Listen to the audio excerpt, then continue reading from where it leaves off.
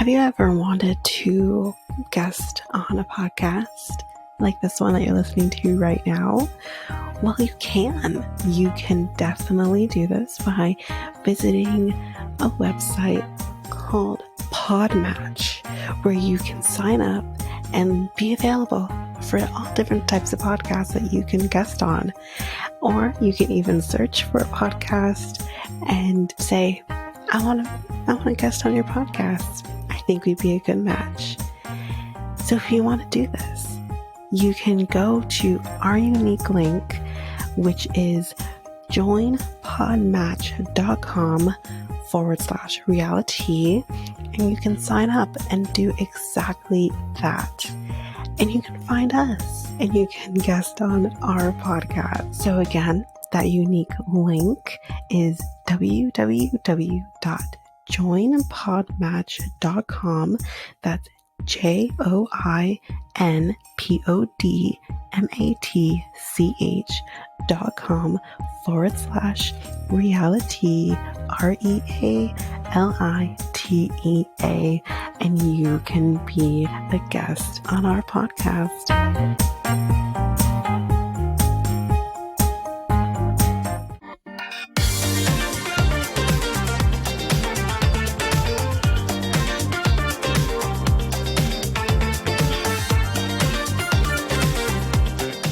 Welcome to Reality Tea Times 2, the podcast where we discuss all the trash reality TV we love to hate. I'm Tanika, and today we're going to be discussing The Other Way. Not a whole lot to discuss. I mean, there are a couple of couples that have a little more meat on that, but kind of the others are just short. So we do have some hot goss that we'll do here. I also have an announcement as well. And there won't be any memes discussed on the podcast, but there will be memes on socials per usual. So we'll jump into it. We'll do the hot goss first. So, hot goss number 1. Clayton Eckhart. If we remember this trash bag, this is one of our bachelors. He was bachelor. When was he bachelor? After Michelle, because he was on Michelle's season. So that's when he was. And as we all know, he was an absolute mess of a person. But apparently he still is messy. So he is currently facing a new lawsuit. Last month, an unnamed podcast host from Arizona filed a lawsuit claiming that the 30-year-old Bachelor alum is the father of her unborn twins. Whoa. Of course, he is denying this. He gave a statement to the U.S. Sun. They were actually the first to report on this lawsuit, but his response to this is, my response is in the court documents. I'm not giving it the time of day because it's baseless. We did not have sexual intercourse. Does this feel a little Clinton? That feels a little Clinton. You did not have sexual relations with that woman? Is that what you're trying to tell us? Because as we all know, that wasn't true. I'm just saying. This man is very, like I've said in the beginning, very messy. So I wouldn't be surprised if something happened. But we have seen baseless claims like this before with other people who've made these types of things, types of accusations. So who knows, right? Next, hot goss, which I found out after I finished recording Selling the OC. So I don't want to tap it onto the end of that now. I'm going to do it here. As we know already, for those who watch Selling the OC, Gio and his wife, Tiffany, announced that they were pregnant at the end of the season. And their little boy has arrived. His name is Theodore George, whatever. Helu, I'm saying the last name right. And he was born on Saturday, September 16th at 6:17 p.m. He arrived nearly 2 weeks before his expected due date.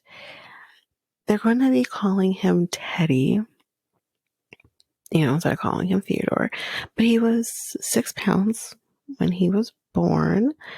And they said that the name Theodore holds special significance for both Gio and Tiffany.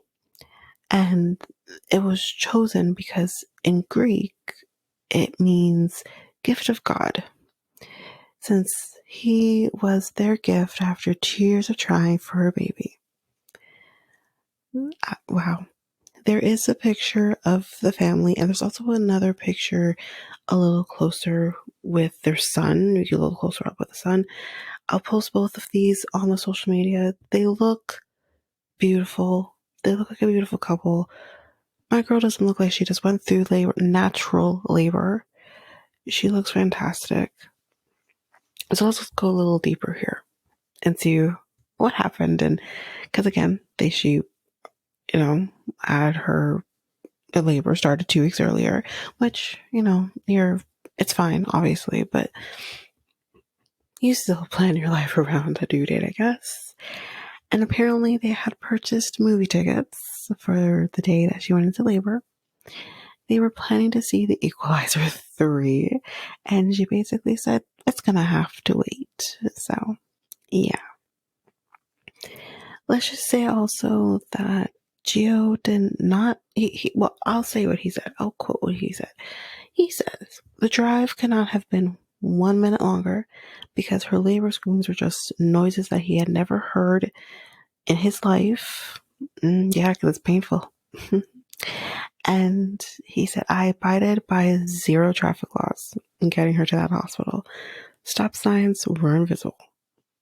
Well, as mentioned before, Tiffany labored it was natural birth. She labored for 2 hours. That's incredibly short time. Good for her. Really. That's what I hope for. I think even my mom, when she had me and my brother, we were considered short as well. I think 6 hours for both of us, both 6 hours. And I thought that was incredibly short. 2 hours? That's like my aunt. Yeah, my aunt labored with my cousin, my second cousin, for about the same amount of time. So, yeah. That's basically it. They did mention in the article that I read that her announcing her pregnancy to Gio, telling Gio that they were pregnant, was actually filmed and they cut it. So I would have rather that, especially knowing how long I think people can relate to that. Trying for so long and not being successful. And they actually decided to take a break. And taking a break, they ended up going to Hawaii. And that's how it happened. So I think we could have definitely related to that. I don't know why they cut that. And gave us 2 separate scenes with Austin and his wife not agreeing on getting pregnant. I don't understand. But anyway, congratulations. Hopefully this can mellow him out a little bit. One hopes.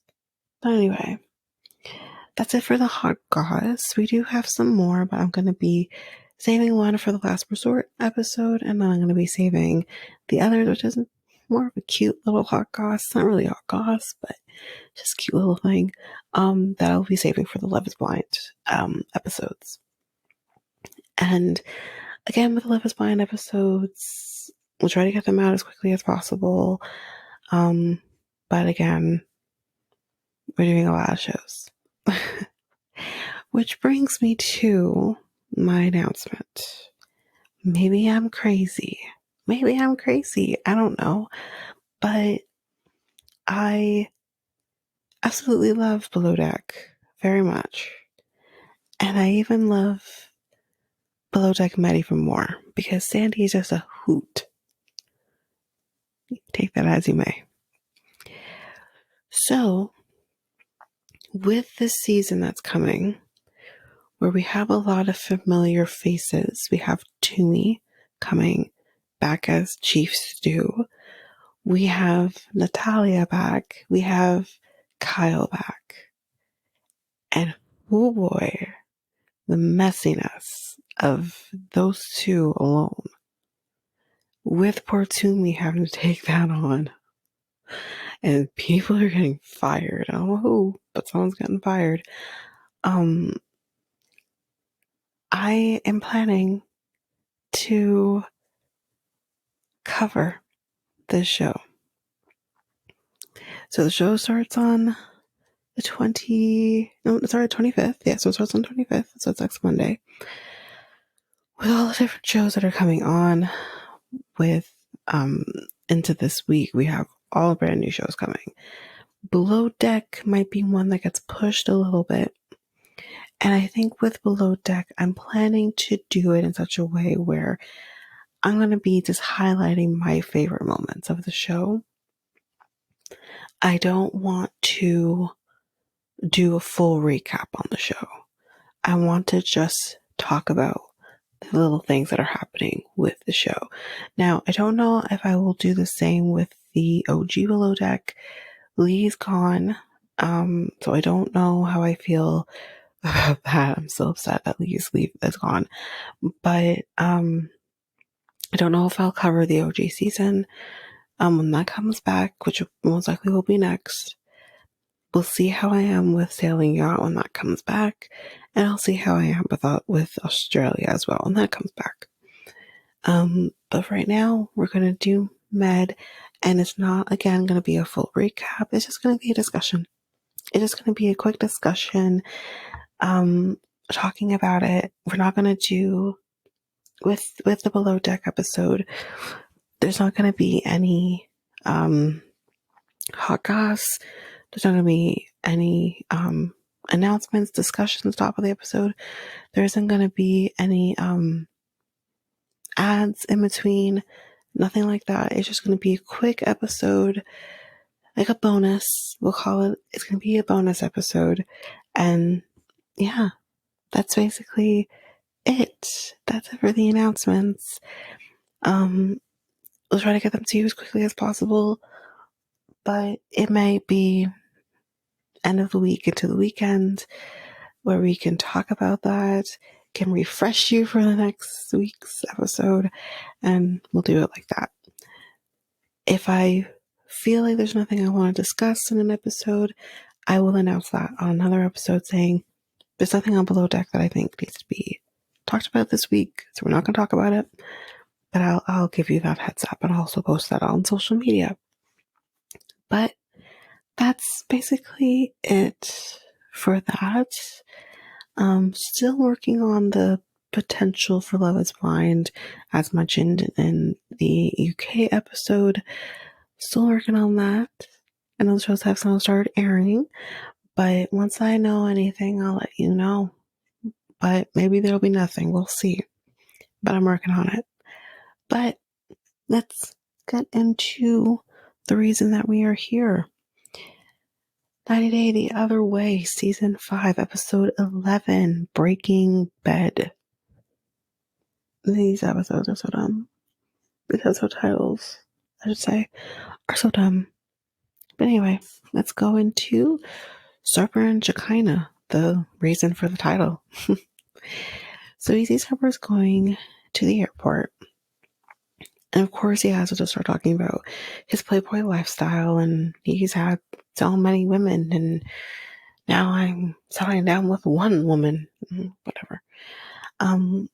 He says that the old Sarper would laugh at his ass because he's settling down with one woman. He does say, though, that she is precious. I liked him saying that.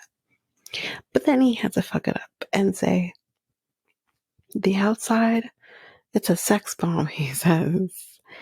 But he says that she's soft in the inside, and, she likes to take care of people. And that's kind of what, I guess, draws him to her. He also mentions that he has never bought flowers for a woman before. He hasn't even bought flowers for her before. So this is the first time he's buying flowers ever. So then we see Shekinah. Of course, she has landed. And of course, she pulled a Darcy. And not only Darcy actually did change her outfit. She did, yeah. So yeah, she pulled a complete Darcy. And she sees him. They hug. All's good.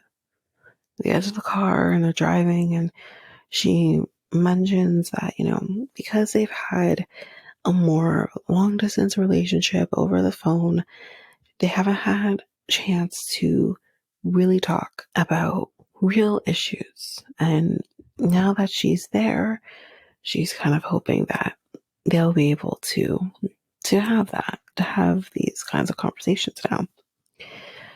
So now we're at the apartment, and she says it looks clean.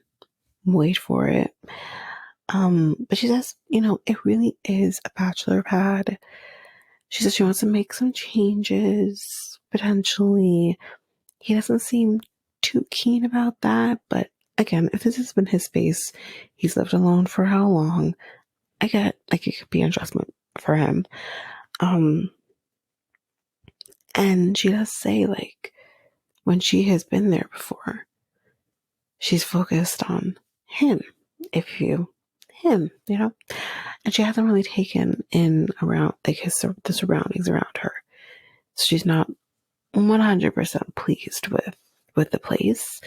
And it gets a little bit worse. He shows her his video game room where he plays his video games, and she doesn't like it. She thinks it's annoying for men to be playing their video games. And she says, instead of playing with your video games, you should be playing with your girlfriend. And here's what I'll say. Every man has an outlet, no matter what that outlet might be. I've dated guys who've been gamers. I've dated guys that are not. My boyfriend is not a gamer, but he loves sports, any sport. Soccer, especially, basketball, football, hockey, even though baseball, he'll watch any sport. That's his outlet. That is his outlet. That or the gym. He's very similar to Sarper in that way, where Sarper probably spends his life in the gym. I won't say it's that extreme, but but the outlet where you can just get lost in just mindless thing. For Sarper, it's the video game. For my boyfriend, it's the sports. But you cannot take that outlet away from them.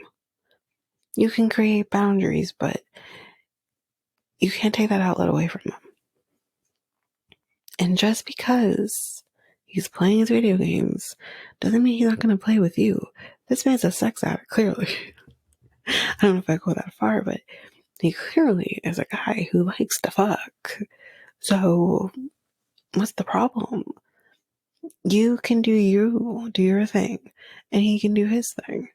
I don't like the idea of people trying to take that away. They need that because you have something that's probably just mindless and you can get lost in, no matter what that might be. So let him have it. What's the problem? I don't understand. I think, unfortunately, she is projecting some sort of insecurity from a past relationship onto him. When I'm thinking, honey, that is the worst of your concerns. The fact that this man plays video games is the least of your concerns.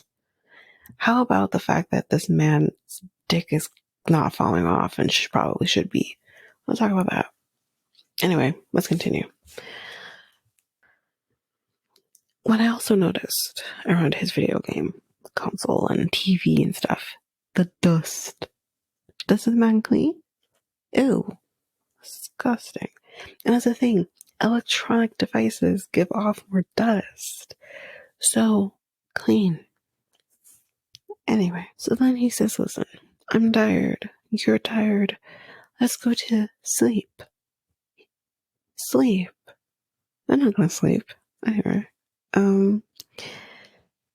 And we end up singing here, thanks to Shekinah, kind of moving some pillows around. The headboard to his bed is broken and like rotting. And she's like, this is your old bed.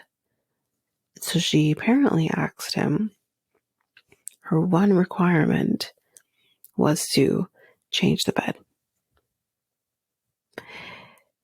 He says that he didn't change the bed because it's a comfortable bed. He's had the bed for 10 years, or 13 actually, 13 years. He doesn't want to get rid of it. Ew. Ew.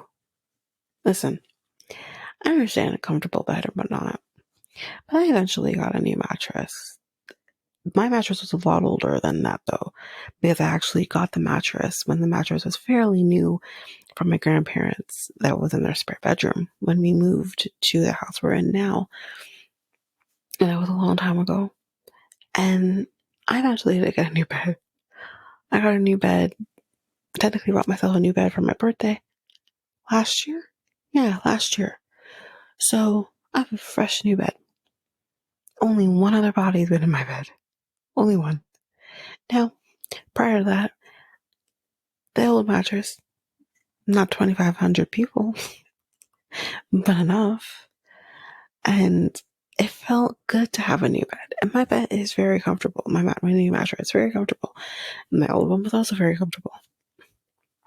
But it felt good to have a fresh new bed that, didn't have the memory of the men who've been in my bed and only had me or my boyfriend, and it's fresh and it's new and it's great. New sheets, new everything, like brand new. So it feels good to be able to have that change, especially when we're talking about the fact that this is a bed that he's had for 13 years when you're supposed to change your mattress every 10 years. This is a bed you've had for 13 years that you have had sex with potentially 2,500 women, or even half that number, is kind of disgusting. Change it. Get rid of it. If she's asked you to do that, if that's her limit, just do it. Why can't you do it? What the hell? Anyway, so she basically says, I'm not sleeping here. I'm not sleeping here. I created a boundary. You didn't respect my boundary. You think I'm kidding. I'm not sleeping on this bed. So she does it. She does mention to us, though, that she had only just found out that he had sex with 2,500 women a month ago. A month ago. Whoa.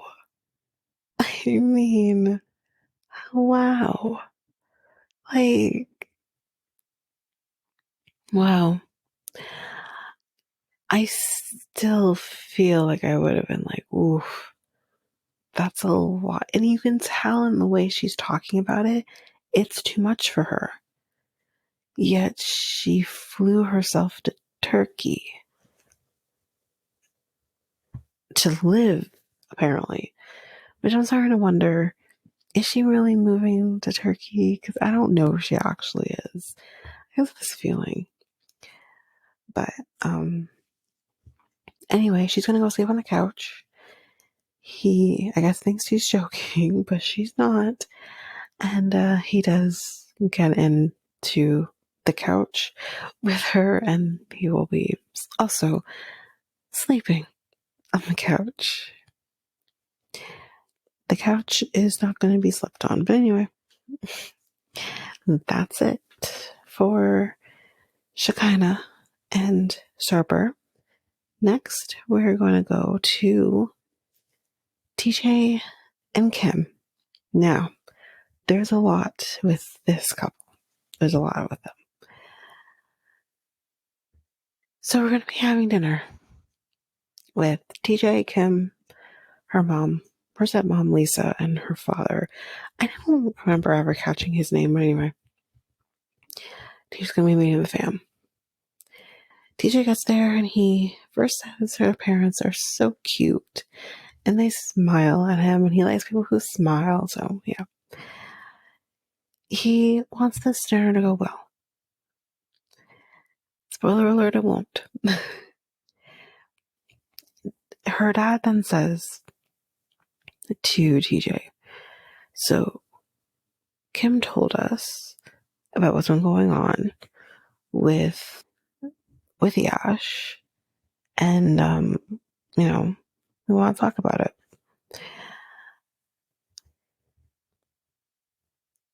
He says, I am concerned when it comes to her happiness. TJ then says, they have accepted her because her dad says, I want to make sure, she feels accepted.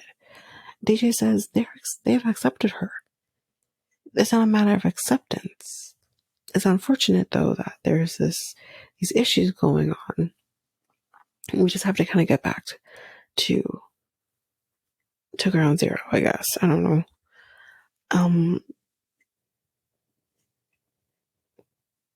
He then says that Yash and Kimberly argued about individuality and liberty. Kim says, no, I didn't.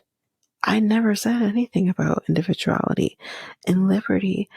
Yash is the one who mentioned those words. I didn't. I think we're playing semantics because individuality, I don't know about liberty, but she is asking for individuality because she does then say, I said freedom. I think he's confusing the two. Are they kind of one and the same in a sense? Because you are asking for your individuality, then in turn asking for your freedom to do what you want to do. Those are the one and the same. Again, liberty, I'm not sure if that really fits in here, but yeah.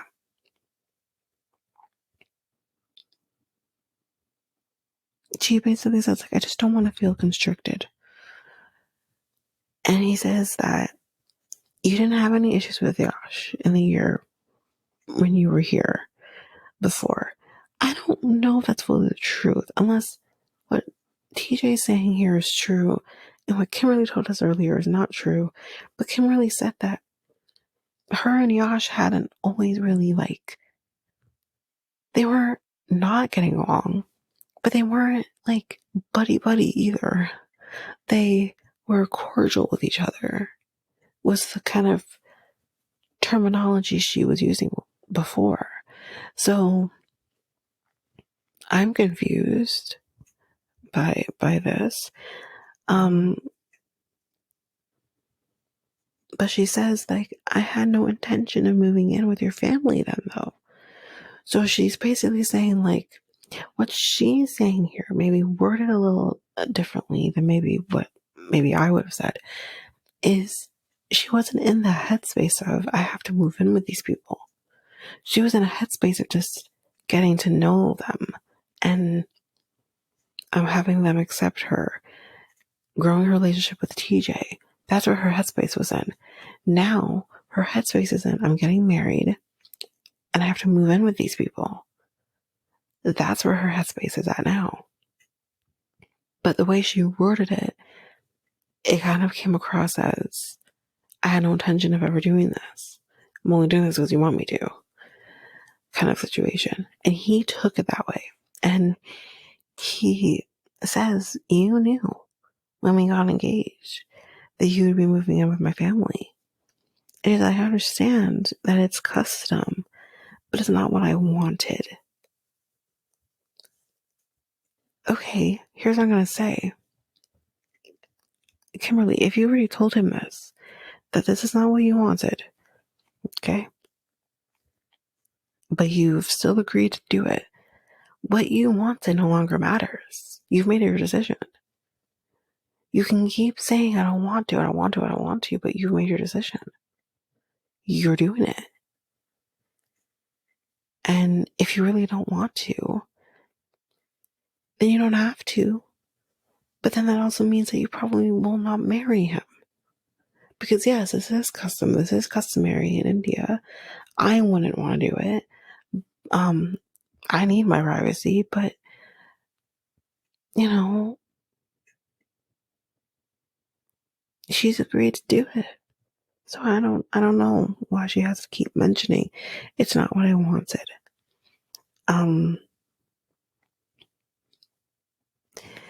Anyway, it's something obviously he wanted. And then she kind of goes on to say, to TJ,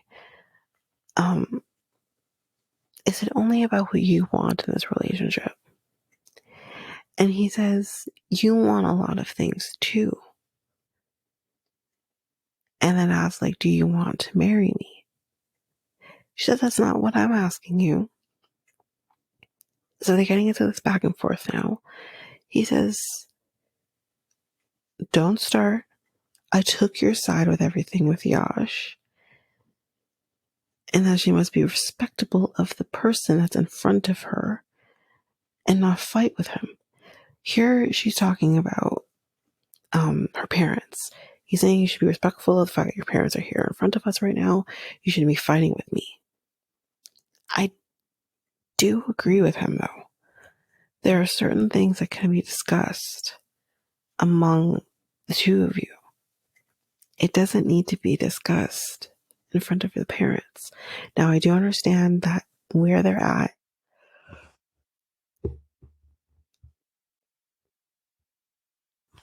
in the wedding process doesn't allow them to be alone with each other. But you could just, I don't know, maybe this needs to be discussed over video. I don't know, over video call under the circumstances. And you can have these discussions with him alone. She doesn't know how to communicate well. Or better yet, when to communicate. I would not have that type of conversation in front of anyone. That is personal with me and my partner. That's not something that I'm going to discuss in front of everybody. She says, I just asked you a question. You should have just answered the question. That's condescending. Don't. I think, number one, his back is getting up. Of course it is, though. One yours? Like, come on. He says, you're not my teacher. Wow. Yeah, I mean, he says that she's being rude. I agree. He does say that your opinions and feelings will matter in the marriage. So he does finally answer the question. But I just don't think she believes it. That's the thing. He feels embarrassed because they're fighting in front of her parents. And he's starting to feel worried about the wedding and whether or not they should be doing it. So in the next scene, we see Kim is crying. And her stepmom comes in to her room and asks if she's heard from TJ.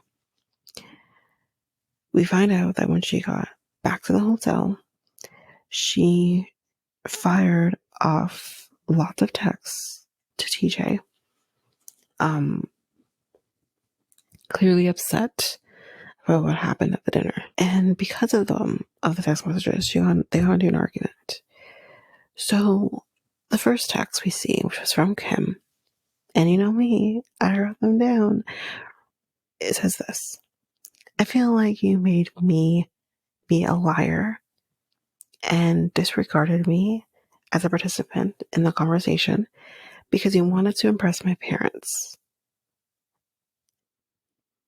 Wouldn't you want him to impress your parents? Let's continue. I feel like I don't matter and I'm tired of it, but obviously you don't care, right?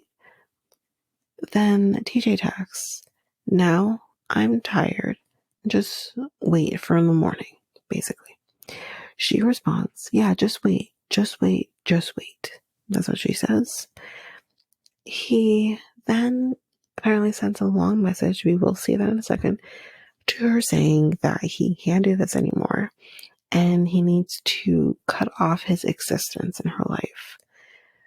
So we do end up seeing the text, as I said, and it's from DJ, and it says, I tried my best and I feel I failed. You're not happy with me, and reason of all unhappy feelings and problems are just me. So I'm ending my existence in your life. Love you, Kimberly. Take care. And that is the end of the message. Her mom says that it came probably from a place of frustration. And she says, you should talk to him. Kimberly says, I know I can be a bitch. Then stop being one. Stop being one to the person who's supposed to be on your side. Everyone is capable of being a bitch. But with the right person, he should mellow you out a little bit. And I don't feel like he is. So what is she holding on to? Anyway, mom says, if you love him, tell him. So she leaves in order for Kim to call him. And he does answer, but he doesn't actually say anything because I think he's confused as to why she's calling him. And she says to him, I'm confused. Did you just, are we broken up? And he just kind of feels unsure about everything. Feels like he's the problem, feels like he failed. And she says, I wouldn't be happy without you. And he blames himself for all of the issues, but doesn't really say whether or not they can make it work. But that's basically where it ends for TJ and Kimberly for this week. Do you want to spice up your love life? Well, you can make that happen by going to Love Shop, where you can get sorts of different things, whether it's for both you and your partner or just for yourself. For solo play, you can get things, all types of vibrators, maybe more kinky type toys, or you can just buy what every person may need, like lingerie or protection, or even just something to make it a little more fun, like games or novelty things. You can do all of this by going to Love Shop, and you can use our unique coupon code REALITYT2 to get 10% on anything your heart's desire. So that's loveshop.ca, LOVESHOP.ca, and use our unique coupon code REALITY2. That's REALITEA and the number 2.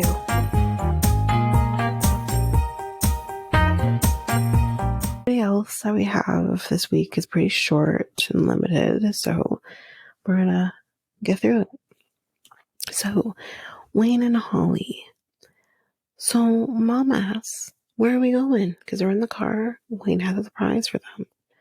He says, I'll give you a clue. And he starts making like monkey noises. This woman says, oh, we're going to see your family. And then she's joking. I don't find that fucking funny. I find that fucking insensitive. I'm sorry. I find that so fucking insensitive. Because the reason I find it insensitive, like I know maybe people are thinking it's funny. I don't find it funny because for many, I know he's not a black man, but he's still an African man. And African in general, we'll say in general here, have always been kind of thought of as animals, I guess. Less than human, even more so than other places. So her saying that made me very angry. And again, as mentioned, I am with an African man who I see struggles sometimes, depending on situations, with, with that. And I have not only seen it from being with him, I've seen it from other African men I've been with. And I didn't like that at all. It was just wrong. It was unnecessary. Her saying, oh, I said I was out playing around. It's not fucking funny. And Wayne clearly didn't find it fucking funny either. Especially because, as we see later on, his sister actually is there. Like, that's not fucking funny. I didn't find that funny at all. I literally was like, oh, okay. But I was so mad. But anyway, Holly says to us that it's the day before the wedding, and he has a surprise. They're going to be going on a safari, basically, but she's stressed out because she says that she has a lot of things to do. We're about to find out what those things are in a little bit. So she doesn't really want to be doing this right now. So as mentioned, his sister, Rosemary, she's here.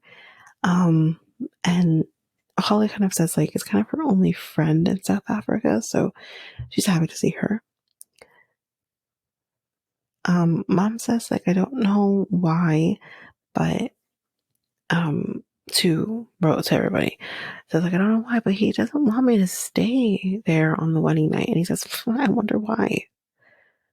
Mom, take a hint. Get the fuck out. Leave the two of them alone. Seriously. I wouldn't want someone there on my wedding night. The hell no. Get the fuck out. So we see cheetahs and zebras and lions. And Holly says that she does have a good relationship with his sister. So they're going to go talk alone. And Rose says she loves Holly, even more so than any other relationship that he's had. And she basically says to Rose here the things that she still needs to do. She hasn't seen any flowers yet. She has to pick up the cake still. The dress? Oh, fuck it. It's not even ready. What the fuck have you been doing? Even though the wedding is only going to be about 15 people, still has a lot to do. The venue that they look at, though, was absolutely gorgeous, where they're going to be getting married. It looks beautiful. So, yeah. They're going to finish up this conversation now because the wind is getting real crazy. And, yeah, that's basically it for Wayne and Holly. Next, we have Mary and Brandon. So he has been there now for 3.5 months. She is in the bathroom, so we don't see her. In the last couple of months, though, her grandparents have not been there. So they have had time for privacy. Y'all, they fucked. She said she got her confidence when her grandparents left. for them to fuck. Wow. And then we see her come out the bathroom with 2 pregnancy tests that both show positive. It's a blessing, and she's happy. She says the first time she did the test, he was actually sleeping. So we actually see him in the video she took. He's shocked, but he is happy. She says she changed her mind about waiting for marriage when it came to sex. Real conveniently. So they were actually trying to get pregnant. Are you fucking insane? He says that the reason they decided for trying to have a kid, because they thought that maybe it would bring them closer together. For fuck's sakes, I can't. Are you kidding me? This is why children shouldn't have children. Because you can't even think rationally. Their brains have not finished developing yet. Anyway. He says he was definitely on board when it came to her losing her virginity. I wonder why. Anyway, it's what she wanted. She wanted this. He is nervous about the future, but then she says, I gotta go throw up. So she runs out and she goes and she throws up, and that's it. Congratulations. Your grandparents are gonna kill you. But anyway, that's it for them. So next we have miserable bitch and Yohan. I went back, guys. My goodness gracious. So they're going to be going to see an immigration lawyer to see what options he has for tourist visas. If she wants to go back to New York, she wants him to come back with her. She's bringing this dog with her. Hold on to that. Okay, so he thinks that they're going to be going to find out how they can get a green card for him. So we're back to not realizing what show we're on. So they get to the lawyer's office. Her goal is to live in the DR permanently and to travel when they want. She says in her mind that a green card means a lot of trust and commitment that they don't have yet in her mind. So why did you marry him again? Are those kind of like, I don't know, 2 requirements of marriage? Plus he has never visited the States before, so why would he want to live somewhere that he's never been before? So you also show your honor, right? None of these people have been in the States before.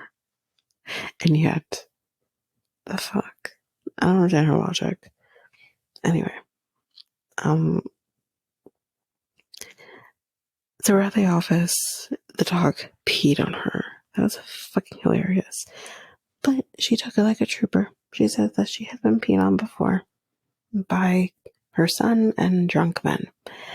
The lawyer says you need to be able to pick which path you're going to take, because then it depends on, what we do depends on what you want to do. She thinks that the best path is the tourist visa. Obviously, for him, he disagrees with that. He says he has nothing in the DR, and she won't let him work in the States and build a life there. And he thinks that it's selfish, basically. So we kind of see again that these two are on just opposite ends of things, per usual. He says the quiet part out loud. I actually had to go back and re-listen to this. He literally says the visa he wants is one that a man with an American wife should have. And there it is, guys. He just said it. He said it. Wow. I can't believe he said it, but he said it. Incredible. Wow. But that's the end of Ms. Robich and Yohan. I mean, I feel like I can't even say that now because she's definitely being used. Do I feel bad for her being used? I don't know. I'll let you know. But that is the end of the episode. So next time on, Danielle and Yohan are looking for a new car. This new car that they looked at doesn't work, doesn't turn on. Armando asks if Kenny has made up his mind yet about having a baby. Shekinah and Sarper looks like they're fighting, and he looks like a giant red flag, she says, while he's wearing a red wrap around himself. And we see Kim begging TJ for another chance. But that is it for The Other Way for this week.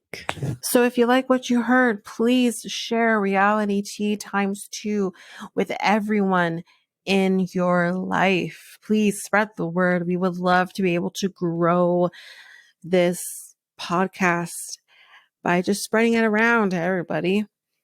Also, you can rate and review the podcast on Apple Podcasts or Spotify. That also helps with the growth. Again, you can get this podcast on any of your favorite podcast apps. If you want to connect with us, you can do so by going to either Facebook, Instagram, or Threads at Reality Tea ×2.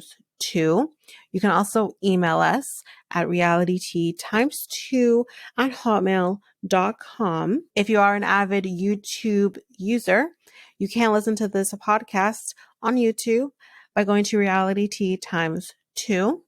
I have a new podcast with my friend Mikkel called Next Take Podcast. The link for that podcast will be in the show notes, along with everything else will be at the show notes.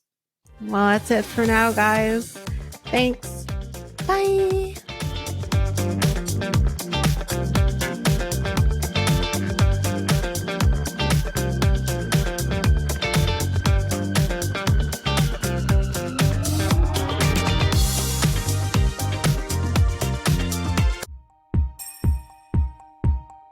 Have you ever thought of starting your very own podcast? Doing the research, I found something that would have made editing easy and seamless and makes the podcasting experience just that much easier.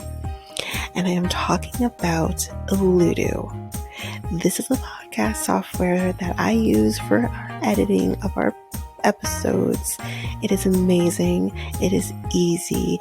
You're also able to get help from doing chats and getting the information that maybe you just need a little more help with. They also have access to different articles that can also help you that have been just godsends for me. Also with the Ludo, you can create clips. You can do your ads, that's like this very one I'm doing right now. And you can create your trailer very seamlessly just by the clicks of buttons. You can also use a Ludo to publish your episodes just straight from the software. It's so easy. I highly, highly recommend it. You can get access to a Ludo by using our unique link, which you can find on our show notes, just down there at the bottom at the show notes. And you can get access to an easy software